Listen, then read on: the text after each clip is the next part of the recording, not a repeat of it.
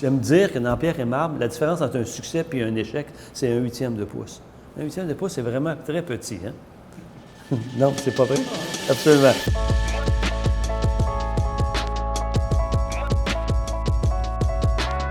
On a débuté en 2009 avec un projet d'envergure condo-hôtel à Calgary. On a eu l'occasion de toucher à tous les aspects de la pierre. Donc, c'est un projet qui nous a bien démarré dans la pierre et marbre. Et par la suite, on a débuté la fabrication nous-mêmes en 2012. On a le privilège dans notre travail de créer un bijou que j'appelle la cuisine.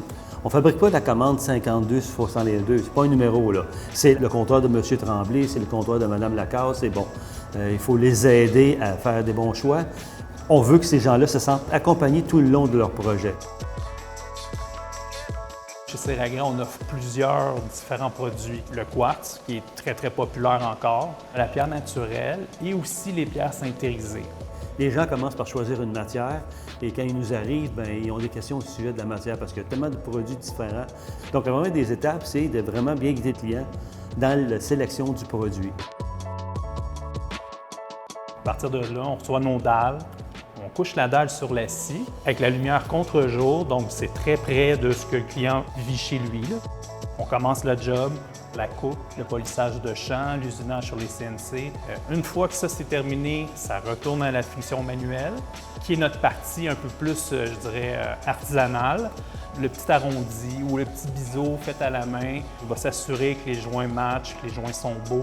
Une fois que ça c'est terminé, ça passe au contrôle de qualité. C'est vraiment contrôlé à plusieurs étapes, ce qui fait en sorte qu'on n'a pas de surprise et que tout va bien. Une de nos forces chez Ceragré, c'est vraiment le personnel que j'ai à l'atelier de pierre. Que ce soit au niveau technique ici dans les bureaux ou mes artisans dans l'usine. J'ai des gars qui ont au-delà de 20 ans d'expérience. C'est des gens qui sont au top de l'industrie. La limite qu'on a avec la pierre, c'est l'imagination. Il y a des matériaux nobles, hein? Que ce soit le bois, l'acier, la pierre, c'est des matériaux qui ne se démoderont jamais, puis auquel on peut faire des agencements incroyables. C'est un look un peu plus... Intemporel. Oui, intemporel, exactement. Je pense que c'est un amalgame de beauté, de technique, de précision qui a fait qu'on est tellement passionné par ce produit-là.